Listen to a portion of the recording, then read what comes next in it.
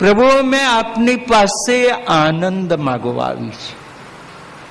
આપ આનંદ ઘન છો, આપ આનંદના સાગર છો.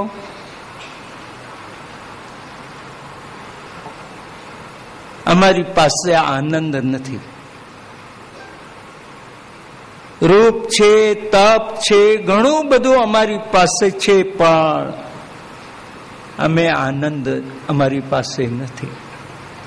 ને આનંદ ભગવાન પાસેથી જ મળે છે, બીજે ક્યાંથી આનંદ મળતો નથી. દુનિયામાં જ્યાંય ભટકીશું, જઈશું, પણ ભગવત સ્વરૂપ સિવાય બીજેથી સાચો આનંદ મળશે નહીં.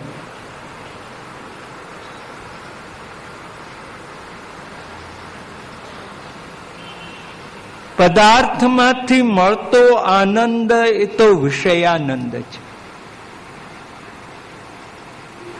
વિષ જેવો છે, વિઘાતક છે, ક્ષણિક છે, શાશ્વત નહીં.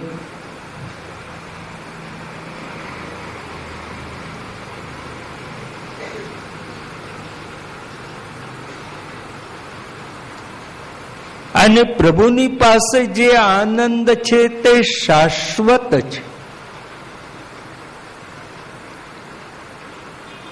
પૂર્ણ છે. આપણે ચા પીએ એ આનંદ શાશ્વત ખરો કે પછી કાલે સવાર થાય એટલે ચા યાદ આવે છે? આવે છે. પણ ભાઈ કાલે તો પીધી હતી ને તમને બહુ આનંદ આવ્યો તો ભાઈ કાલની વાત કાલે પતી ગઈ, હવે આજે શું છે? આપણને ચા આપતા હોય તો એ આનંદ ક્ષણિક છે. અને પ્રભુનો આનંદ શાશ્વત છે.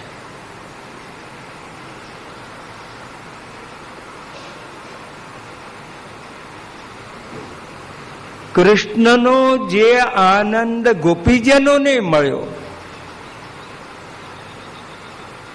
એ કદી ઓછો થયો નથી. તો નાશ પામવાની વાત જ ક્યાં? જે ઓછો થયો હોત તો મથુરા જઈને ફરી કૃષ્ણને મળીને આનંદ ના લઈ આવત. ક્યાં દૂર હતું મથુરા વૃંદાવનથી?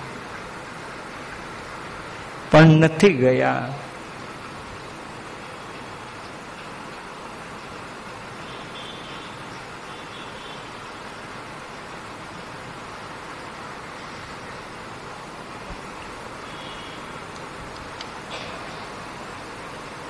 પ્રભુ એ આનંદનું દાન બ્રહ્મા પણ કરી શકે એમ નથી.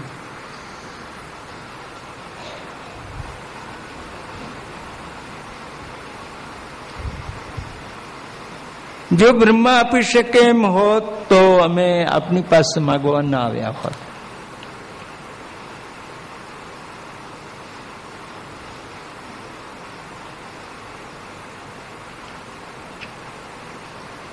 તો આપ અમને આનંદ આપો. આપ પૂર્ણ કામ છો, અમે અપૂર્ણ છે. અપૂર્ણને પૂર્ણ કોણ બનાવે? જે સ્વયં પરિપૂર્ણ હોય એ જ બનાવે.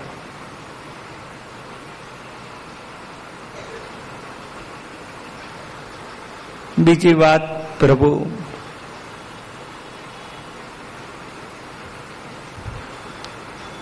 યોષિતામ વીર,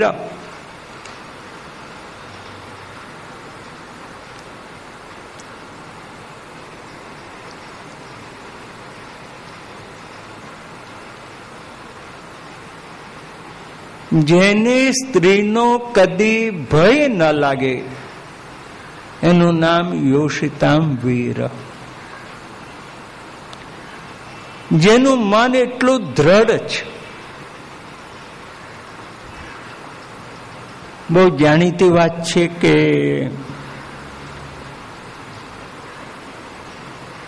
સુખદેવજી અને નારદજી જનક રાજા પાસે આવ્યા. અમારા બેમાં ઉત્તમ કોમ? નારદજીએ પૂછ્યું. જનક રાજા માટે એક મોટી સમસ્યા થઈ ગઈ. આ બેમાંથી ઉત્તમ કોને કહેવા?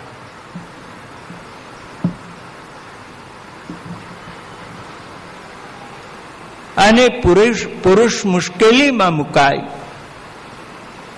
ત્યારે એને સાથ આપવા સાથે ઊભી રહે, એનું નામ અર્ધાંગિની. જનક રાજાના રાણી કે આપ મને રજા આપો તો હું નક્કી કરી આપું કે આ બેમાંથી ઉત્તમ કોણ. જનક રાજાને થયું સારું થયું, ચાલો હું તો આમાંથી છૂટ્યો, જાઓ રાણી તમે નક્કી કરી આપો. રાણી બંને મહાત્માને પોતાને ત્યાં લઈ આવ્યા મહેલમાં. સોનાની ડોળા ખાટ આમ એના ઉપર બંનેને બિરાજાવ્યા. થોડી વારમાં રાણી આમ સજી ધજીને આવ્યા.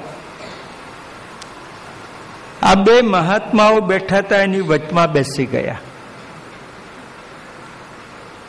એટલે નારદજીનો મિજાજ ગયો.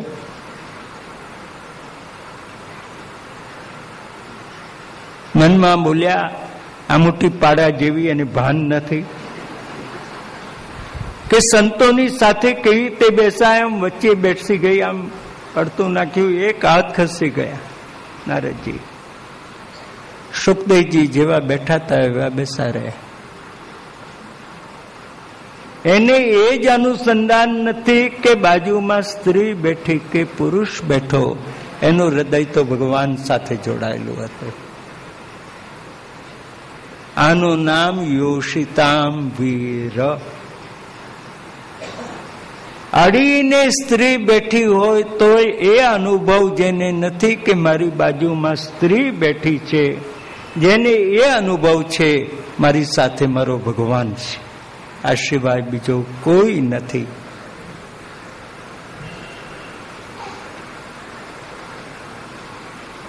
તો ભગવાન એક એવું સ્વરૂપ છે યોષિતામ વીર.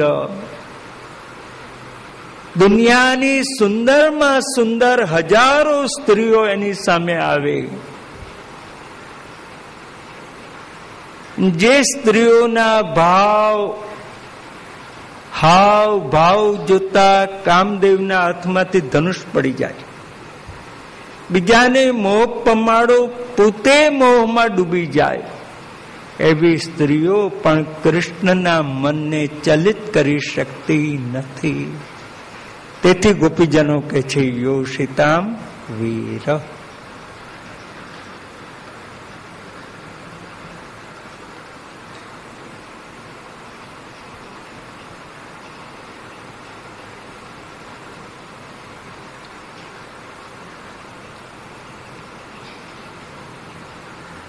ભગવાન કે બધું ખરું, પણ હું તમને મારું મોઢું ના બતાવું.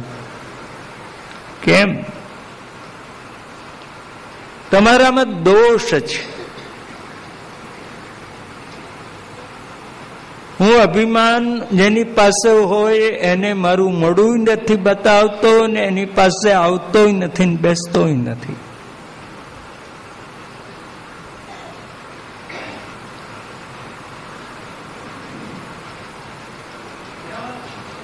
અને તમે અભિમાન કર્યું.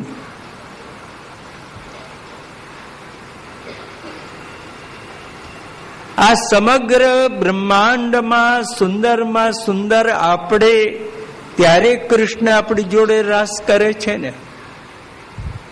આ તમારું અભિમાન.